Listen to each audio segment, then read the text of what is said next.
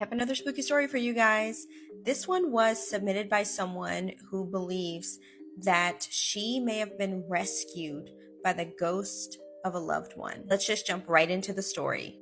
I had a family friend named Peter. He was a lawyer, and ever since I was a teenager, I would call him whenever something felt off. He was like a second father to me, always guiding me through life. As I got older, I became a law student myself, and we stayed in contact even more. He was the only person who truly understood the struggles that I was facing. But in 2022, something strange happened. I was with my family when my phone rang. It was Peter, but he immediately hung up. At first, I thought it was just a mistake, but then it happened again. He called and hung up 4 times in the span of roughly 10 minutes. I didn't know it then, but that was the exact moment that he was suffering from his first stroke. Somehow, even though he was in that state, the only thing he could think of was trying to hear my voice. Thankfully, he survived and recovered. A few months later, things went back to normal. By 2023, I was in my third year of law school, and things had started to fall apart for me. I had just failed both criminal and civil law. I felt like I was at my breaking point, and I seriously thought about ending my life. In that moment, I decided to call Peter. He picked up right away. The call felt normal at first, but then he told me something strange. He said, "The law can be hard. It's very important to tell your mom that I wish her all the best and blessings to her. Tell her this." I didn't think much of it at the time, but I did pass my exams shortly after that conversation. I didn't get a chance to speak to him again after that. Everything seemed fine until November. On the night of November 6th, I was home alone. Suddenly, I saw 2 men crawling over our fence, ready to break into our house. My Swedish elk hound went crazy, barking and preparing to attack. I hid in my room as I was terrified, just watching them from the window. Then, something happened that I just can't explain. Even though every single window and door was locked, I suddenly heard the front door slam open. Heavy footsteps stomped across the first floor. Curtains were being yanked violently, back and forth as if someone was searching the rooms. It went on for about 2 or 3 minutes, and then the sound was so loud and aggressive that the men outside just froze. Then, without hesitation, they bolted back over the fence, jumped into their car, and sped away like they had seen something they just couldn't handle. About a week later, my mom decided to call Peter to tell him about what had happened. But when she dialed his number, the line was disconnected. So she called his son instead, and that is when we learned the truth. Peter had died in February of 2023. I was in shock. I told my parents about the call that I had with him that summer in June. They had actually overheard me talking to him at that time, so they knew I wasn't making it up. My dad was terrified and asked me to check my phone logs, but there was nothing. No trace of those calls existed. To this day, I believe Peter saved me from beyond the grave that night. He was there again, protecting me when I needed it most. Rest in peace, Peter. You are loved and you are not forgotten. So what do you guys think about this story? Was it really Peter who came back from beyond the grave to save his family? Leave your thoughts down in the comments, and don't forget to like and follow for more spooky stories. This creepy story, but not if you're laying in bed at night. This girl, Alicia, tells this story about her friend Estrella. Alicia says that she would describe herself as an open-minded skeptic, but her friend Estrella was a total non-believer until this happened to her. When Estrella was young, her and her family moved into a house, and her mother would sing to like nothing in these open, empty rooms all around the house. She was also talking to something in these rooms. Estrella said that she had never done that in previous homes, so she was really getting creeped out, and she confronted her mom about it. Her mom very casually just said there was a small little blonde girl that lived here, a little ghost girl, and she enjoyed when she'd sing and talk to her. So the kids would tease their mother about this, but she just kept doing it. So a while later, they moved again, and apparently this little ghost girl attached to their mother because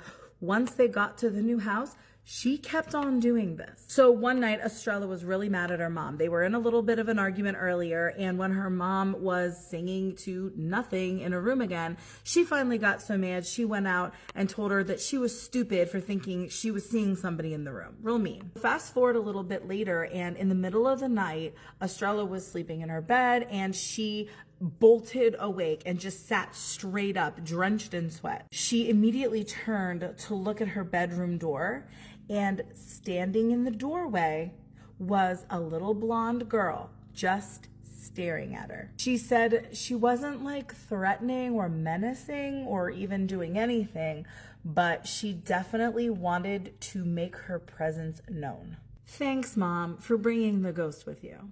If you have your own creepy story time, please submit it to the email in my bio, and if you haven't already done so, follow for more creepy story time. There is a village in the UK that has been deemed haunted. Not just one place, the whole village. Pluckley Village actually made it to the Guinness Book of Records for its haunted title. It also has 14 residential ghosts. These ghosts patrol the streets, the graveyards, and the buildings. Many ghostly sightings have been captured over the years.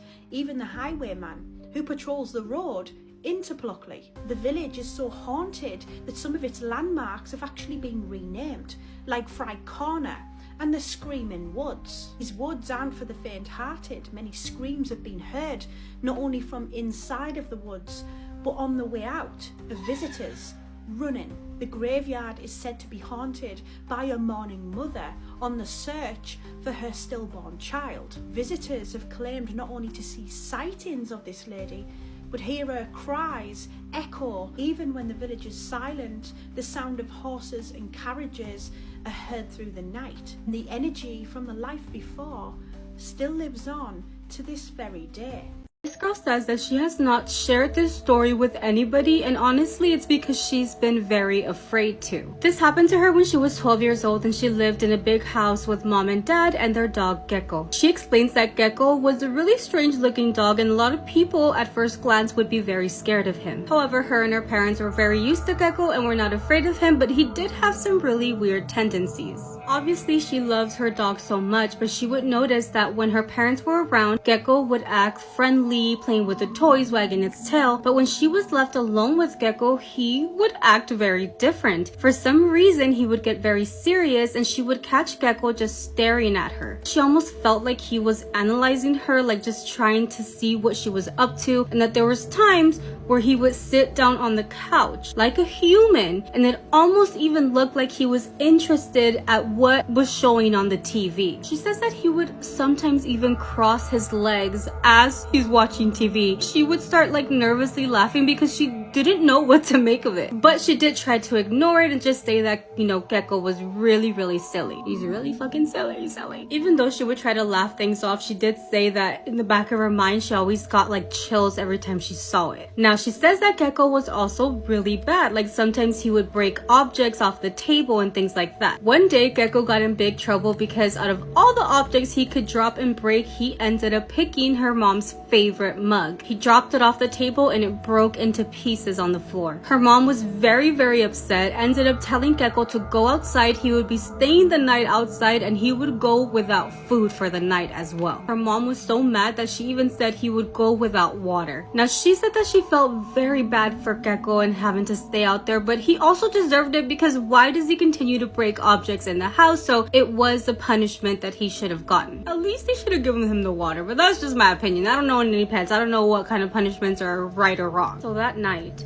after her parents had gone to bed, she was laying in bed and she started to hear little knockings on her window.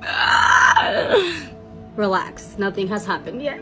She first thought that maybe it was the tree and that the wind was making the tree branch hit her window, but then the sounds were very consistent, very intentional. She was a little bit afraid, but she ended up getting up and she pushed the curtain and she saw nobody in the backyard. After seeing nothing, she's like, okay, maybe it was just in my head, I need to relax, but she ended up getting up and she was about to go to the restroom. Why do I have chills already? I haven't even said anything. When she gets to the hallway and is about to start walking to the restroom is when she hears a voice say, hey, turn around. She immediately freezes realizing that that voice is coming from the backyard. That her legs felt like jello. She was terrified, and she ended up getting the courage to walk towards the back door. And when she looks out there, all she sees is Gecko sitting down facing that back door. She could tell that he was sitting like still where it was a little bit dark, and as he gets up to walk towards where the light is, she realizes that it is Gecko, but it doesn't look like the dog anymore. This is the best way that she could explain it. She says that when she saw Gecko, it almost looked like a human who had been disguised as a dog, but the eyes looked human. The skin was very weird. It didn't look like the dog anymore. It just looked like a human pretending to be a dog. It was in that moment where Gecko tells her, "Please, give me food. I'm dying of hunger out here." I guess I forgot to mention that when she got to the back door, she had opened it. She had opened the fucking door. What the fuck? The way she backed up, closed that door, locked it, ran to her room after hearing that. She goes, locks the door to her bedroom, locks the windows, and says that even when she laid there so scared, she continued to hear the knockings coming from her window. Every once in a while, she would hear the voice again. "Hey, please listen to me. I'm so hungry, please." She said that she could not sleep all night. Obviously, I wouldn't either, just because I'd be scared. She said that she laid there, hugging her pillow and praying the entire night. So when she finally hears her mom and dad come downstairs, she says that she went into the kitchen and her mom was so worried because she explained to her that she couldn't find Gecko anywhere. They couldn't find the dog. The dog was nowhere to be found. Gone forever. Forever. I would have lived in constant fear. No wonder she didn't want to share this story. Like, what the fuck? The Gecko's out here with us now. He's not even in their house. Fine, it's okay. This was in Mexico. If anything, I'm the closest. The border's right there. What do you guys think Gecko was? Or was he just a dog that could talk? Tell me a ghost story that sounds completely unbelievable but is entirely true. Okay, so this situation happened within a 3-day time span. So I used to do home health care, and I had this one lady, and she was the sweetest can be. Like, she was one of my favorites. But she was 103. You couldn't tell she was 103 because she looked really good and she was still independent, but she really just needed someone to like be there with her and watch her to make sure nothing happened. So I was third shift. I did 7:30 to 7:30. I had about 3 or 4 days on, and then I had the rest of the days off. So like I said, this happened in a 3-day time span because by the 4th day she was unfortunately gone. So first night comes, and every time when I would get there, she would always have like a pillow and a blanket and the remote waiting for me because she's like, "You're gonna be up here all night, you might as well get comfortable, watch some TV, do what you gotta do," which I did get comfortable, watch some TV. I did. So I'm in the living room watching TV. Now mind you, off to the side there were a set of stairs that led to the upstairs, but she had not been upstairs in the last, I think, like 10 years because she just could not do stairs anymore. So the upstairs was just really not used, and her family didn't really come see her either, so no one had been in the upstairs in about 10 years. So as I'm sitting there watching TV, all of a sudden I literally hear footsteps, light footsteps, come down the stairs. And it happened real quick, but I heard the footsteps come down the stairs. So I quick look over, and I'm sitting there like, nah, I'm tripping. I'm tripping. It's like 2 o'clock in the morning. I ain't got no sleep. I really didn't get no sleep the night before, so I'm like, I'm tripping. I'm just tripping. So about a good maybe 2 minutes later, I hear the footsteps going back up the stairs. Like, you know when you can hear from going up from going down. I heard the footsteps going back up the stairs. So at this point, I know I'm not tripping. I know for a fact I heard something. It's not because I'm late, because I'm tired. I really heard something. So I go and I check on, we'll call her Miss Mabel. So I go and I check on Miss Mabel, and she's sitting straight up in her bed, right? Staring at a corner in her room. And I'm like, Miss Mabel. And she did not snap out of it until I went over and I touched her shoulder. And she said, "Oh, what are you doing up? Or is everything okay?" And I'm like, "Girl, are you okay?" So I put her back to bed, and then the night passes. I leave. I come back the next night. So the next night comes, and this night I am exhausted. Like, I had just worked my second job earlier in the day. I didn't get a chance to take a nap, so I am exhausted because I had been up almost 24 freaking hours, right? So I'm sitting there, I'm dozing off on the couch, and all of a sudden I hear her talking, but not like as in like just saying, oh, just having a little conversation with herself. No, she's literally, everything she's saying is a response to something. Like, she's having a conversation with somebody. So after a little while, I go in the room and I ask, I'm like, "Hey, Miss Mabel, like, what's going on? You okay? Like, who are you talking to?" This lady looks at me with the biggest smile on her face, and she said, "Oh, I'm just talking to the lovely lady that's been coming to see me for the past couple nights." So you know what immediately popped in my head? What fucking lady? Ain't no lady in here. So I'm like, "Oh, okay, girl, okay, you know." I'm like, "Maybe we should get you back to bed." So I put her back to bed, and that night passes, and I go home. Third night comes. So the third night comes, and this is where she like just really starts to just amp up. So I'm sitting on the couch in the living room minding my business, right? And all of a sudden I hear footsteps come back down those stairs, okay? And this time I hear them go into the kitchen. Mind you, the kitchen is right behind me. So I'm frozen in fear. I'm not looking behind me at all. I'm sitting there acting like I didn't hear it. I don't know what the fuck is going on. So after about 5 minutes of me sitting there frozen in fear and in sweat, Miss Mabel comes around the corner. Now, mind you, in the living room, she had this special chair that she loved to take naps in, or she loved to just come and sleep in the middle of the night when she couldn't, just sleep in her bed. So she comes in and she's like, you know what? I think I'm gonna just spend the rest of the night in here with you. And I said, why, Miss Mabel? Is everything okay? That's fine, but are you okay? This woman looks at me and she goes, the people in my room won't stop talking to me. Hello? So at this point, I'm terrified, but I don't want her to know that I'm terrified and that I'm shitting my pants right now, because I'm supposed to be there to protect you, right? Right. So I finally get her to go back to sleep so I can be in fear by myself. So I jet out the door the next day. I was so glad to see the day nurse come, because I was like, girl, I gotta fucking go. And literally, probably around like 5 or 6 o'clock that night, I got a call saying I don't have to come in because she passed away. And I feel like whatever was going on in that house, or whoever the fuck was going through the house or running through the house or messing with her in the middle of the night, I really feel like they were preparing her to go. Looking back on it, I really feel like they was. But I don't know. I have never experienced anything else like that ever again. I hope that I never do, because that was some freaky shit. But yeah. Let this be a warning to never pick up anyone on the side of the road, no matter how defenseless they look. This story took place in the early 90s. Marissa and her 2 adult sons were traveling late one night. They were headed to Puerto Escondido in Osaka, Mexico. As they're driving in the middle of the night, mind you, this was before like self-service or any of that was a thing.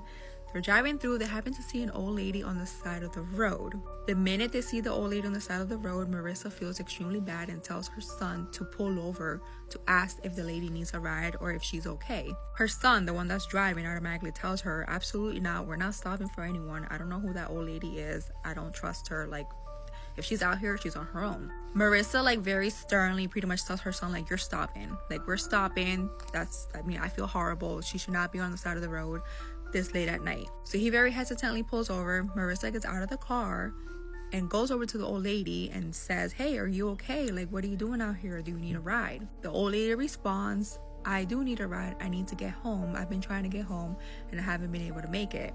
So Marissa tells her to get in the back seat and that they would give her a ride to wherever she lived. Her sons are definitely not happy about this, especially the one that's sitting in the back seat, because he's like, great, now I'm gonna have to sit next to this stranger that I don't even know like where she came from. As they're driving through, the lady in the back seat seems to be pretty polite with them, like she's making small talk. She's telling them about her husband is waiting for her and that she really needs to make it home, and that she hasn't been able to, that she's been trying all night, but somehow she just hasn't been able to make it home. They continue to drive. Marissa kind of turns around and asks the old lady for her address. The old lady just tells her to keep driving, that she'll tell her where to turn. When they finally get to like a fork in the road type of situation, the old lady tells her to turn and to kind of go around the curve that her house was at the end of that road. As they go to make the turn and go around to get to where the old lady's house was, they notice that the house looks abandoned and it's like really old and like torn down. The old lady gets out and thanks them. Marissa feels some type of way, like she feels bad because this old lady is all by herself and she lives in this rundown house. But her son, before she even has a chance to even like get out of the car or like try to assess the situation, her son literally steps on the gas and leaves. He's like, my job is done. I dropped the old lady off. Like, I'm done. We're getting out of here. Like, let's go. They continue on. They make it to their destination, to where they were going on vacation.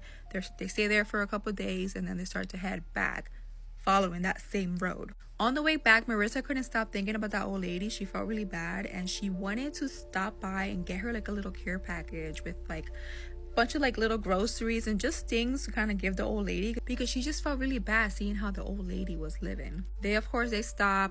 Her sons are pretty much like, why are you doing this? Like, just leave it alone. But Marissa's like, no, I'm gonna stop and I'm gonna get this lady a care package and we're gonna drop it off at her house. They make it their way back. They remember exactly the turn they took when they dropped the old lady off. They took that same turn. They get to the end of the lot where the house should be, and there's nothing there. The house is completely gone. All they see is a giant like wooden cross like on the ground, but there's no sign of a house. Like, everything's completely gone. They're confused, don't really know what to think of it, but they decide that they're just gonna like get back in the car, because what else can they do? As they're driving by, they stop at a nearby gas station. Marissa still has this in her head, and it's a small town, so when she gets in, she decides to ask them about an old lady that they had seen on the side of the road not far from that gas station. The minute she starts to talk about this old lady, the owner tells her, I know exactly who you're talking about. He begins to tell her that many people have seen her. She's always on the side of the road asking for rides looking to make her way back to her husband. Apparently, she had passed away in a car accident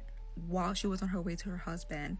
Not long after she passed away, her husband ended up passing away out of like a broken heart. Like, they had been together for so many years that when she passed away, he passed away from a broken heart, and then that house ended up being demolished. But since she passed away, many people have reported seeing her. She's like a wandering spirit that just continues to kind of like try to find her way home every night. Anytime that they see her like outside of the gas station, they typically just close the doors and they just like let her pass.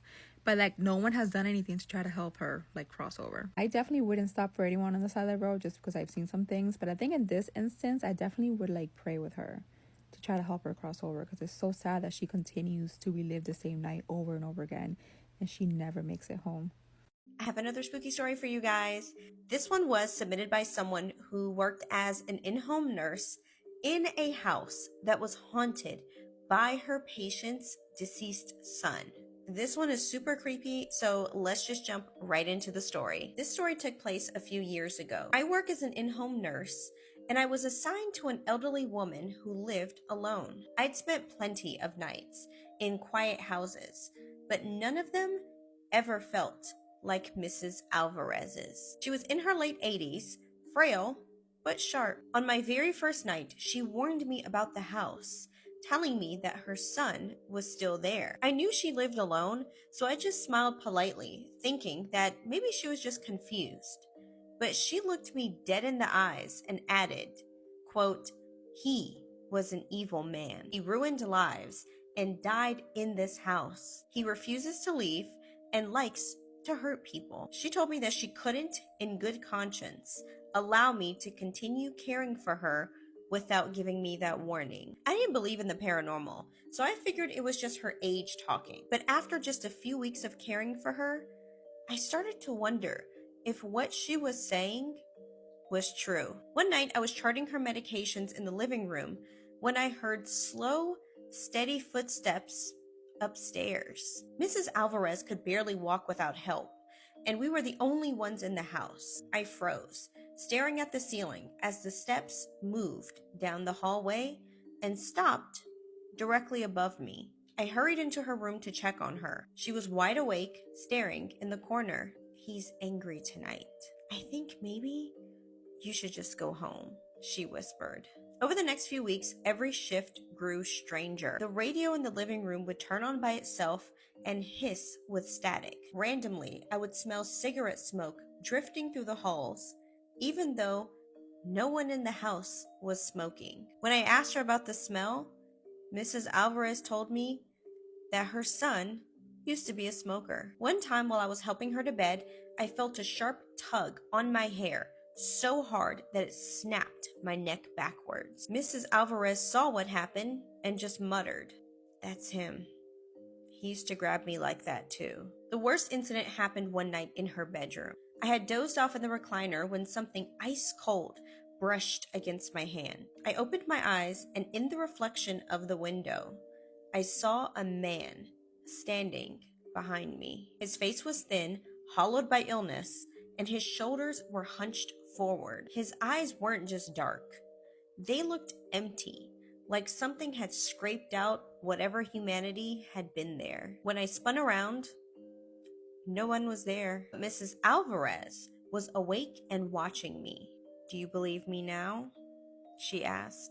Another time, as I walked down the hallway to the kitchen, I heard heavy breathing directly behind me. I turned and noticed a thick scent of rot. This was different from the normal scent in the house, and I was never able to find the source of that smell. The night before she passed away, Mrs. Alvarez and I talked for hours as she recounted her life to me. About her son, she said, "He'll never leave this house. I have protected people from him, but when I'm gone, he'll be here alone, and he will be waiting." She passed quietly in her sleep just a few hours later. I never set foot in that house again, but I do still think about it. If her son really was as cruel in life as she said, then I can't even imagine what he's like now, just trapped in that house forever. So what do you guys think about this story? Leave your thoughts down in the comments, and don't forget to like and follow for more spooky stories. Scary story time. While I make slime, I dreamed about 2 men drowning, and it turned out to be real. Get your money's worth in what? Let it drain. Okay, y'all, so a couple months ago, I went swimming at, I'm not gonna say the lake name, but I went swimming. So the water was nice. I had an amazing time. And I went swimming there 2 separate times. So the first time that I went swimming, nothing happened. You know, I went home, I minded my business. And then the next week, I went swimming again. This is where the weird stuff starts to happen. This day, the water was much different. It was still pretty, but like when I got in it, it felt weird and almost eerie. And it got to a point to where I was like, oh no, like this feeling is overwhelming. I have to get out of the water. And I was ready to go home, okay? So the feeling was so freaking overwhelming to the point where I was like, nah, like I gotta go. So we ended up on the drive. I low-key kind of forgot about the eerie feeling. I'm gonna try to explain it the best way I can, but the dream starts off with me in a boat, and on this said boat, I'm like minding my business, and then somehow I fall in the water and I begin to drown, and I can literally feel and hear everything that's happening to me. Keep in mind, I'm not me. I'm in another, like I'm not in my original body, okay, if that makes sense. I feel like I'm not making sense, but yeah. After like 2 minutes under the water, I woke up gasping for air. I was so freaked out, but I ended up falling back to sleep somehow, and I had the same dream, but a different person, and it seemed like a different time. This time I was swimming, and I guess like I got tired and I just drowned, and I can't tell you why I had these dreams. Same thing, no, I woke up freaking, oh, I got goosebumps. I woke up, in like a state of, oh my gosh, like I can't breathe. It took me a minute to catch my breath. And so this is when I got curious, because I'm like, okay, I know I'm not tripping. So I asked my grandma, I'm like, grandma, like I just had a dream about me, you know, I'm drowning and da-da-da-da. And she told me to explain it, and I explained it because it was way more graphic than what I can say on here. And then I just had the bright idea to search up how many unalivings had happened at the lake that I swam at. And the most recent ones was, I think they were like a year apart from each other. They had both, you know, yeah, unalived by drowning. Same scenario, one by a boat and one by swimming. Y'all, I don't know what I can get to activate my slime that's not borax, because I feel like everybody is like changing their ingredients now, so like the OG stuff that's used to activate it isn't activating it anymore. But anyways, yeah, that was my scary dream, and my slime freaking sucks. I suck at making slime. I will never be a slime queen because I suck. My hand is burning so bad, y'all, like.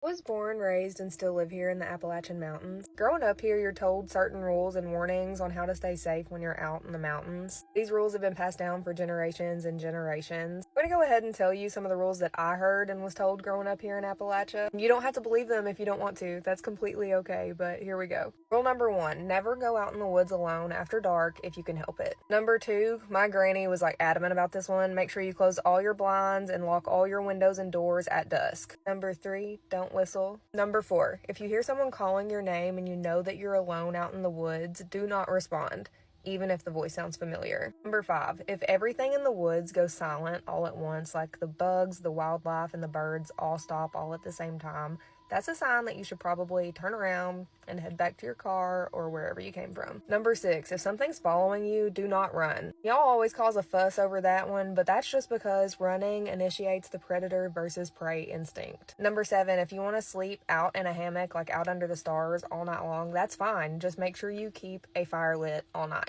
It's not even all of like the basic rules. I could make a lot more of these videos. I've seen the videos in the comments making fun of the warnings, and I gotta say that they are hilarious. But I also feel the need to say that while some of the rules are just folklore and old wives' tales that our grannies told us like as kids to scare us and keep us out of the woods, these are actually real things that a lot of people around here, myself included, were told and heard growing up by their grannies, papaws, mammals, paws, or whatever. Not all of it was just old wives' tales or just told for no reason or just to scare you. Growing up here and living here, you do experience some unexplainable things. I think every single person I know has experienced something unexplainable that lives here, out in the woods or just in their backyard, sometimes even in their house. I think Kentucky is like the #1 most haunted state in America. There's also no denying that weird things do happen here in these hollers. Energy shift from day to night is definitely there. If you know, you know. Appalachian Mountains are incredibly old. They're older than bones, trees, and even Saturn's rings. There's so much folklore rooted in Appalachia, and I heard so many old wives' tales growing up here. I think I'm going to make like an entire series and just share everything I've heard. Let me know in the comments if that's something that y'all would be interested in. What a beautiful sunset we're having tonight.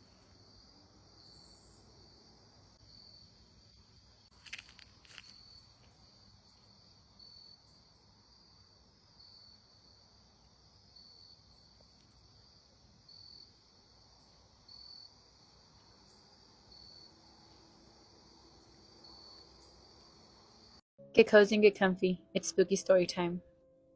Growing up, I used to love listening to scary stories.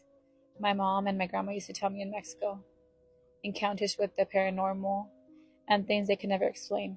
And this one is one of them. This story happened to a couple in my mom's hometown in Mexico. I guess that one night, this woman was waiting for her husband to arrive. He had been out drinking with his friends, and she began to grow impatient. When he finally arrived, they began arguing. They argued all the way home. When they made it inside, the house was complete darkness. As they made their way through the rooms, turning on the lights, they continued arguing. When they were in their bedroom, they said things that they should have never said to each other. And out of nowhere, they heard growling. They couldn't quite find where it was coming from. They looked for the noise, and they both turned to a corner in the room, and they heard that the growling was coming from there. This confused them because they did not have any pets. They looked around the room, and when they both turned back, there was a black dog standing in the corner of their room. The dog began to growl at them. They could see his sharp teeth as the dog continued growling. The dog began to go towards them. The couple walked back slowly. They didn't want to run because they were scared that the dog would run after them. As they continued walking back, the dog began to grow. Every step they took back, the dog grew a couple inches more. They slowly made it out of the room and slammed the door closed. They could hear the dog growling on the other side. They didn't quite know what it was. They began to pray. They held on to each other and apologized to each other about all the horrible things they had said. They could hear the dog scratching the other side of the door. The whole night, they prayed until sunrise. When the sun finally came out, the growling and the scratches on the door finally stopped. They got the neighbors and relatives to come look because they were afraid to open the door and the dog was still there. When they opened the door, to their surprise, the dog was gone. But the scratches on the inside of the door still remained. Okay, so in honor of October, tomorrow is Halloween, and I thought, why not tell you guys a true scary story? Before I start though, I do want to tell you guys that I know there are a lot of people out there that do not believe in the paranormal, and that is totally okay. That is totally fine. I don't care. But these are true stories and experiences that I've encountered or that my family has encountered. Both of my parents were born in Oaxaca, Mexico, so most of these stories happened in Oaxaca. Okay, I'm gonna give you guys a little bit of context. Both of my parents grew up very, very fucking poor, okay? So they didn't live in the city. They lived up in Las Montañas, meaning to get to the city, they would have to walk 3 to 4 hours. Since they grew up very fucking poor, they didn't have a bathroom like most of the people in the city did. And my parents also didn't have electricity.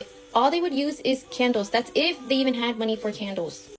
This specific story happened to my mom. Okay, so this is my mom's experience. Around 2 a.m., my mom hears something. Obviously, it wakes her up from her fucking sleep, okay? She turns around and she sees it's my grandma. Okay, side note, like I mentioned before, my grandma and my mom lived 3 to 4 hours away from the city, okay? So she told me that every couple days, maybe like twice a week, you would have to go to the city with your cubeta because they were giving away maíz to make tortillas.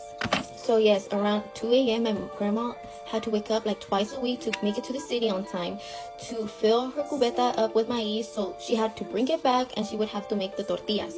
My mom woke up to the sound of my grandma getting ready, and she had asked her where she was going, and obviously they had a little conversation there. You know, she was telling her like, oh, I'm gonna go to the city because I have to go get maíz to make the tortillas. And obviously my mom, being young, she wanted to tag along. So my mom kept insisting like, no, let me tag along. And obviously my grandma was like, no, like, girl, you have to fucking stay and take care of your fucking siblings, you know? Like, my mom was like the second or third oldest, I don't remember, but she does tell her like, no, like she's trying to convince her to stay home. And obviously my mom's being fucking like, obviously we're all kids at one point, right? Who doesn't want to fucking tag along with their fucking mom? My grandma got tired of my mom's shit and she's like, you know what, fuck it, you're tagging along, you're coming with me. Okay, so they both finish getting ready, and my mom grabs her little bucket, and so does my grandma. So, you know, like, they're ready to fucking head out. As they're fucking walking, not even an hour goes by, okay? My mom hears footsteps behind her, and she tells my grandma, hey, I hear footsteps. I think there's somebody behind us. And my grandma tells her, oh, okay, well, whatever you do, don't look back. Like, keep walking forward because we have to make it on time to the city. So my grandma's just telling my mom, like, hey, like, don't worry about it. It's just other people that are also walking to the city to go get maize to make tortillas. So this kind of calms my mom down a little bit, and she's like, okay, you know what? Like, you're right. So they keep walking, and my mom still fucking hears these footsteps, okay? My mom at this point didn't really care because she obviously thought, like, okay, yeah, it's other people walking to the city because they also want to grab maize. Okay, keep in mind that they're 3 to 4 hours away from the fucking city, okay? At this point, they have been walking for about an hour and a half, and my mom starts to get kind of confused because if there are people behind her, how come they haven't caught up? So she takes on my grandma and she tells her, like, the footsteps are getting closer, but no one is passing us. Like, what the fuck is going on? My grandma knows what the fuck is going on. So she tells my mom, it's just the people, you know, keep your fucking head straight, keep walking, and don't look back. So she keeps telling my mom, like, don't fucking look back. Whatever you do, don't look back. So at this point, my mom fucking is freaking out. She knows something is fucking going on. She knows that whatever is behind her is not another person. She knows it's paranormal. They're about 2 hours into this walk, and my mom tells her, okay, let's turn back and let's go home. Obviously, my grandma is fucking angry at this point. She's like, you're just scared. We are halfway there, okay? You just need to get your shit together and keep walking. So at this fucking point, my grandma is irritated, and she is scolding my mom. She keeps telling her, like, okay, la próxima vez ya no te voy a traer, porque si vas a seguir así, pues, ¿por qué te voy a traer? You know, she's basically telling her, like, why the fuck am I bringing you next time if you're gonna keep acting like this? My mom is trying to catch up to my grandma because my grandma is so irritated that she walks ahead of her. And as my mom is trying to catch up, she says that the footsteps get closer to her. And eventually, she feels something grab her back. With no fucking hesitation, my mom runs. She runs. As soon as she catches up to my grandma, she tells her what she felt. She said that she felt something grab her back, and my grandma at this point, she's fucking angry because she realizes that my mom had lost her cubeta. Fucking grandma, it doesn't even give a fuck. Like, she is irritated as fuck with my mom. Like, my mom had just lost her cubeta, so there's no point in her fucking tagging along if she wasn't gonna bring her cubeta to get the fucking maize. My grandma proceeds to tell my mom, por eso no te quise traer. Like, this is why I didn't want to fucking bring you, because I knew you would act like this. Okay, so my mom starts to hear the footsteps again. So this time, curiosity fucking got to her. So as she turns around, she sees this fucking shit. Okay, and my mom immediately fucking falls to the floor because she's obviously fucking shocked. You know, as a fucking child, when you see this shit, what the fuck do you even do? She also tells me that she remembers the eyes were really, really big and it had sharp teeth. The mouth was wide open and it was just staring at my mom. Like, obviously, she's at loss for words. She doesn't know how to tell my grandma what she fucking saw. But as soon as she got a fucking grip and she was able to talk, she tells my grandma what she saw. So yes, my grandma knew what the fuck she was talking about. Because like I mentioned before, this is not the first time my grandma has walked the same route. She has done this before to get to the city. Okay, I think I might have to make a fucking part 2 because I'm out of time. Oh, I had no idea what kind of videos I was gonna make this week, and I told my brother that I was so unprepared, and he actually sent me like this list of, I guess, urban legends from different areas. I think the majority of them are from Mexico, so I thought we can go over them because I read the first one and I was like, whoa, I feel like I need to share this with everybody. So shout out to my little brother, thank you so much, I love you, and let me share this with you. By the way, look at these earrings. The backing is literally a bow, and I got them on Shein. They have like so many different colors. The ghost of Felipe Rey Gonzalez in Aguascalientes. In the garden of San Marcos, locals claim to see a male ghost praying at the church doors every night. Legend says it's Felipe Rey Gonzalez, a 19th century man who hid his treasure in the garden but died before revealing its location. His spirit supposedly wanders, still guarding the secret. What location? Where is? Just kidding. Can you imagine actually finding the treasure but knowing you will be haunted by Felipe Rey Gonzalez for the rest of your life? I'm so curious if anybody has even tried looking for it though. There's no way no one hasn't, right? Why did that right sound like there's a whole grown-ass man inside of my... right? La Rumorosa Highway, Baja California. This winding mountain road is famous for ghost sightings and unexpected unexplained accidents. Drivers report seeing a woman in white asking for a ride, only to vanish mid-trip. Others claim to hear whispers and screams when driving alone at night. No, thank you. Agua Caliente Casino in Tijuana. Now a high school, this former casino is said to be haunted by a female singer from the 1930s who poisoned her lover after stealing his money. Students and staff have reported hearing music playing in empty rooms and seeing shadowy figures in the hallways. La Lechuza, northern Mexico. This terrifying legend tells of a witch who transforms into a great owl. She's said to stalk people at night, especially those who've wronged her. Witnesses describe hearing a screeching and seeing a massive bird with a woman's face perched on rooftops. The Crying Boy of Guanajuato. In a quiet neighborhood, residents have reported hearing a child crying near an abandoned house. Some say they've seen a boy in old-fashioned clothing standing in the window. Paranormal investigators found no evidence of a child ever living there, but the cries continue. I'd be traumatized if I lived there, because what do you mean a child never lived there? Then it must not be a child. Could be something else pretending to be a child. Anyway, if you guys like these, let me know so I can find more like it, but let me know what you think. This is why you should never watch real exorcism videos, especially when you're by yourself. This story has to do with a jinn. If you guys know anything about jinns, they completely terrify me. And anytime I try to record anything having to do with jinns, I always end up having a lot of technical issues. I have been sitting here for the past 30 minutes trying to get this video out.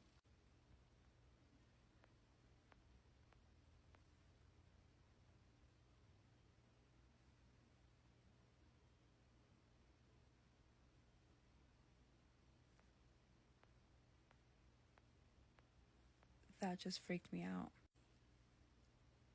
It literally just got really quiet, and I heard beeping or ringing coming from this ear, and I could have sworn I heard whispering coming from that way.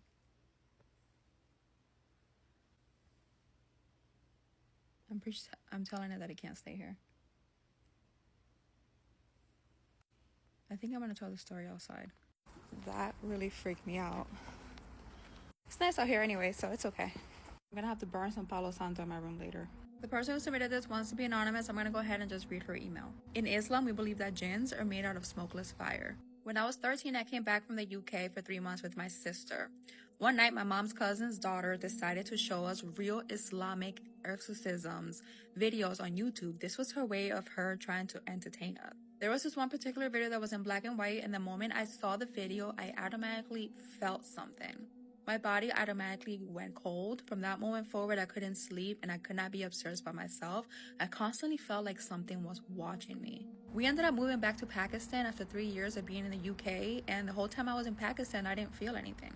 Then one night, my mom put the movie The Exorcism of Emily Rose, and from the moment that video went on the screen, I automatically felt uneasy. All of the feelings that I had felt when I watched that black and white exorcism video automatically came back. I was in the basement one night ironing clothes when the iron continued to shock me. Then out of nowhere, I hear this male voice cackling, almost like it was laughing. At first, I thought maybe it was one of my cousins, but when I checked around the house, there was no one home. There was no explanation as to where this male laughing was coming from. That's when the whispering began. I want to say that that's what I heard downstairs when I was trying to record this video, her whispering. But she says that's when the whispering began. It wasn't in any particular language, but it just kept whispering in her ear, and she could sometimes even hear it say the words, "Help me." Anytime I would try to read the Quran, I would slur my words, and it was almost like I couldn't focus, and I would get these flashes in my head of just very demonic things happening. My dad gave me, I'm gonna put it right here, for protection, but it didn't work. One night I had a dream that I was being dragged by some sort of entity, at which point my family decided to take me to a woman that specializes in jinns, and she said that a jinn had attached itself to me in the UK when I watched that black and white footage. She gave me another one of those, and that one actually ended up working. But years later, she ended up going back to Pakistan. The moment she hit Pakistan, everything started again. The one night she's sleeping, she gets paralyzed and she feels this heaviness on her chest, and she can hear a woman kind of whispering something in her ear. The next morning, her aunt said that she also had an experience where she woke up in the middle of the night and saw this tall man that wore a turban just standing there staring at his hands, right in front of her bed. She has never been the same since, but it's been years since she has had an experience. It was a struggle, but she finally found peace, and every day she thanks God for not having any experiences. But This is her words. Believe her when she says that sometimes videos online are not just videos, and you should always be very cautious as to what you entertain in your home.